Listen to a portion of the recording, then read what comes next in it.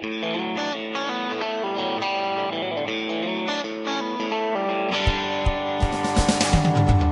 not sure exactly where the hog crush margin term comes from. I'm going to blame it on Mark Greenwood. I think he spoke maybe at Minnesota Pork Congress a year ago and said, manage your crush margins, and suddenly that term caught fire everywhere. But nobody knew exactly what it was, either that or everybody had a slightly different definition. So what I'm going to talk to you about today is how I define it, how it has performed over time, and how you can use it within your operation. So as I said, just an overview, we're going to define it, how it's calculated, how it has performed, and what I'm referring to is this ISU crush margin, and there's a website there that we update every Wednesday, and I'll show you that as we go along. I think you could probably go to Google, type in hog crush margin, Lawrence, and it would take you to that site. So next slide, please. So my explanation of the history of crush margin is it comes from the soybean processing industry. There we would talk about taking the soybean, physically crushing it into soy oil or soybean meal. And there were futures markets on all three of those components. And so traders would look for an opportunity to hedge or trade all three of those contracts at once, anytime they were outside the current ratio that made sense. And so that's where the term comes. That's why the word crush was there. They were crushing soybeans. So it's a single measure that captures most of the market volatility. In case of hogs, we're going to look at corn, lean hog futures, corn, and soybean meal, and even pig price. And those are the variables that are most variable, sorry for the redundancy, but that are also hedgeable. It's one thing for something to be very volatile and so on, and you can't do anything about it. This is something that you can manage. The margin is really the remaining revenue beyond those four variables to pay all your other costs and hopefully return a profit. So we're not calculating a break-even that gives us a zero. We're coming up with a number that has to be big enough to cover all of our other expenses. And that number will be different for every farm depending on how you're structured. And we'll talk about that as we go on as well. And so we're going to manage margin risk by managing variable, the variable output and input prices. So how is it calculated? Well, this is the book of John. This is the way I set it up, and everybody will probably think mine's different than that, but let's bear with me, hear me out. Basically, we're looking at the value of the hog less the cost of the pig, the corn, and the meal. If you click one more time, you should get an algebraic equation. So it says the crush margin for T, that's the selling month, say June, is 2 times lean hog futures adjusted for basis for June, minus Wean-Pig price 5 months prior to that, minus 10 times the corn futures adjusted for basis 5 months prior to that, minus 0.075, that's so it's 150 pounds soybean meal futures adjusted for basis 5 months earlier. So in English, what does that mean? We're looking at a 200-pound carcass, 10 bushels of corn, 150 pounds of meal, with a 5-month finishing period on that wean to finishing pig. We're adjusting it for basis, and we're making the assumption that we price the pig, the corn, and the meal the day the pig is purchased. And we'll talk about that as we go along. So prior to placement, I'll show you, we're starting back 14, maybe sometimes 15 months prior to the slaughter date. And prior to the placement of the pig, we're using the live hog futures, an estimate of that pig's price at the time you buy it, corn and soybean meal. And all of those are in play. They're all variable prior to the placement of the pig. The day we place the pig, and in my simple world, I always do it the first Wednesday of every month, the pig is priced, and prior to that placement day, that pig is priced at 50% of the 5-month out futures price. So we use Lean hog futures, corn futures, soybean meal futures, all adjusted for basis. Pig is priced at 50% of that same lean hog contract. I know some of you are looking at each other saying, well, I thought they were 53%, 54%. My contract calls for 53. Prior to Labor Day of 2006, yeah, we were running 53, 54% of the lean hog futures. Since Labor Day, and this doesn't count the last 2 months, but since Labor Day of 2006, for about 3 or 4 years there, we were running 50% of the 5-month out futures price. It's kind of the weekly traded pig price. So that's why we use that, and I'll show you how to adjust it. Quick one more time. And it should say at placement then, the pig price, the corn price, the soybean meal price are bought at the cash market. So prior to placement, for all 3 of those are tied to futures. On placement day, we use the cash price. But the lean hog futures remains variable until the hog is sold. So what will happen is we have basis estimates on corn, basis estimates on soybean meal. We've been using to predict that. We were using 50% on the pig. Today we buy in the cash market. We may have been wrong. We may have thought corn was 29 cents under Chicago. The day we bought it, it was 22 cents under Chicago. We'll make that change at that time. The same thing on the pig. We had it priced at 50% under the lean hog futures, but the spot market that week was $10 higher than that. We plug in $10, and I'll show you. You'll see a jump in that in the trend and when those things occur. What price series are we using? We're using the Iowa Soda, Minnesota HG204. 5-day going average market hog price, which is the weighted average hog. So it's got premiums and discounts in it. They report a range. We pick a price that is the ratio of the average base price to the range in basis price. So for example, when I have that weighted average base price, if it's 90% of the range, we use 90% of the range on the average hog. But the key thing is it's got the premium and discounts added in that are average for Iowa Soda and Minnesota. The Wean-Pig price, we run off the LS 255 on the 10-pound pig in lots of 750 or larger. The soybean meal is Iowa soybean meal plant midpoint range. Midpoint of the range is reported, and we use the North Central Iowa corn price. So what is not included, and this is what crush has to cover.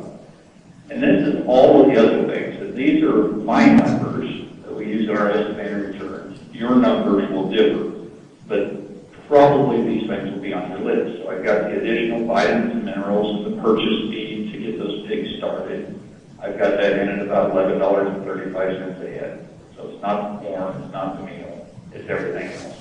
I got a grind mix delivered charge, I've got health, meds, I got labor and administration, operating interest, utilities, so on. I need about $40 to $41 a head crush margin just to break even. So this is where you need to think about your operation. How much of a margin do you need above the price of the pig, the corn, and the meal? And is it $35, $37, $42? You need to have a target. Okay, so that's the first thing. Other adjustments. So you've got the items we just talked about. You need to think about your bushels and your pounds, right? Whether you're using distillers grains that may end up with less corn or less meal. There, I would encourage you not to get hung up on the details. Go home and do your math. But keep in mind that distillers grains are probably going to fluctuate with corn and meal prices. And so if you say, well, I use 20% distillers in my ration, this means nothing to me. My guess is that if you went back and thought about it, that ration change would save you $4 a pig. Some number you have in mind of how your ration differs from a soy ration. Well, then you can simply take that and say if you're saving an additional $4, then your margin, where mine needed to be $40.48, you can just subtract $4 off to get your break-even number. You might say, well, I sell a 205-pound carcass, not a 200-pound carcass. There again is another adjustment that in your mind you quickly say, well, that gives me another $2 I don't have to make up. You can, our number, our crush margin is meant to be just an indicator, a flag out there that's calculated every week, and it gives you a number. And then you need to think how to adjust your number to be meaningful to that one, if you're going to rely on ours. You may have basic differences and so on, but do your own calculation. As I say, use our crush margin just as a quick calculator, a number. And the thing is, what we're trying to do is get you to look further down the road, not just pigs in the building, but further down the road. And here's what I mean by further down the road. So this is on our website. If you go there, we calculate the numbers, we report the numbers for each selling month, and then we graph it. And so what this graph is our projected Wean-Finish crush margin. This was calculated on the closing price of January 13th, so a week ago yesterday. If you look across the bottom of the graph, we have the selling month is the top month, the placement month is the lower one. And that light blue shaded one area kind of to the left of the graph are pigs in the barn. And then going beyond that are pigs yet to be placed. So we could go all the way out to pigs placed in January of 2011 to be sold in June of 2011 in the estimated crush margin. Now, I can't see your show of hands, but how many of you think that far ahead on your marketing? And my guess is probably not that many. And I'm not saying everybody should, but I think you should be thinking that far ahead and looking for opportunities. So how might you use this graph? Remember, with the numbers I showed you, I need that number to be about $40 for me to break even. Well, as we look at it now, I can go all the way over until about pigs placed this May and sold in October and still be above $40. Pigs sold through November, December, January are below $40 at this point, and I get back up above $40. So a couple of things is, one, I can either go ahead and lock in some of those, even on pigs I don't have placed at this time, or I can simply say, you know, there is a light at the end of this tunnel, and while it's not a pot of gold, there is a light out there that's at least going out through middle of 2011. Things look to be blacking in most months. The other thing we do on our website, and you just click on a different tab, is then we will track those individual months over time. So, for example, that this bright pink on my graph is May 2010 sales. We started tracking that all the way back in January of 2009. And you can see that it started out in early 2009, it was up there around $55, run around 50 for a while, 55. There was another opportunity in mid-July, it was up around 53 or 54. And then August, when the market tanked, it got down below 40. But it has since returned, and at least a week ago, it was back up around that $54 mark. You can look at the green line, which is the January sales. A year ago, early 2009, it was bouncing in the low 30s. It got down as low as $5. It's $5 to pay for everything other than the pig, the corn, the meal. And as you guys know, it just wasn't working. August was a very dark time. But it has since picked up. And if you notice that very sharp jump in the green line, there about 3 weeks ago, that was the time we sold the pigs. So where it was running about $38, we had the pig, the corn, the meal locked in, priced at the time to place them, but we hadn't sold the slaughter costs. And we had an estimated basis for the first week of January. First week of January, down here, we had a blizzard, and packers were desperate for hogs. The price jumped pretty sharply that 1 week, and it added about, $15, $17 in 1 week. Not so much in the price, but from what the price was plus our basis estimate. We saw not only a futures price rally, but a basis improvement. We saw that big jump. So you will occasionally get those. But the purpose of this graph is so you can just see how those margins have changed over time. So that previous one was a slide that pigs kind of in the barn. The top graph here is the next set that you will, the next 5 months that you will place, and the lower graph for the group beyond that. So again, start tracking over time those pigs that are several months out. And all of those graphs are available on the website. So how do you use this? Well, the way to think about it is look for an opportunity that exists maybe prior to placement. And how you would use it is you would sell 80% of the lean hog futures and buy 100% of the corn and the soybean meal needs at that time. You would leave 20% of the livestock futures open because will be offset by the changes in pig prices. Think of it this way: you got 1,000 head building. I would sell 4 lean hog futures and leave one of them open. And then if prices went down, I'm hedged on those 4. And the one that I'm not hedged on, the price of the pig, very likely, history would show it, very likely went down as well.